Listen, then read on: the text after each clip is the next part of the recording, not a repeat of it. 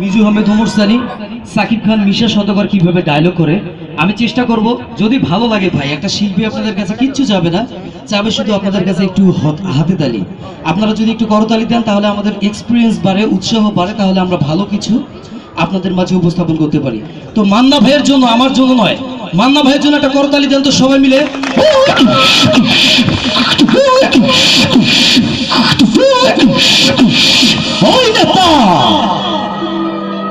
1971 সালে দেশের মানুষ যুদ্ধ করে দেশটাকে স্বাধীন করছিল।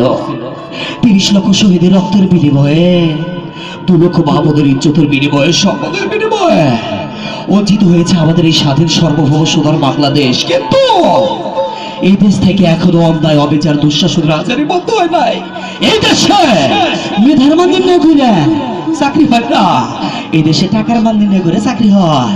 যারা 4 লাখ, 5 লাখ, 10 লাখ টাকা ঘুষ দিবার পারে তা করে চাকরি হয়, আর যারা ঘুষ দিবার পারে না তাদের চাকরি হয় না। ওই নেতা নির্বাচনের আগে মিষ্টি মিষ্টি কথা কয়া ফুসলায় ফাসলায় দেশের গরিব মেহনতি কর্মজীবী মানুষগুলোর কাছ থেকে ভোট দিয়া নির্বাচনের পরে গুলশান বলারে বসুন্ধরায় উঁচু উঁচু দালা তৈরি করিস, ভুলে যা সে দেশের নিপীড়িত জনগণের কথা।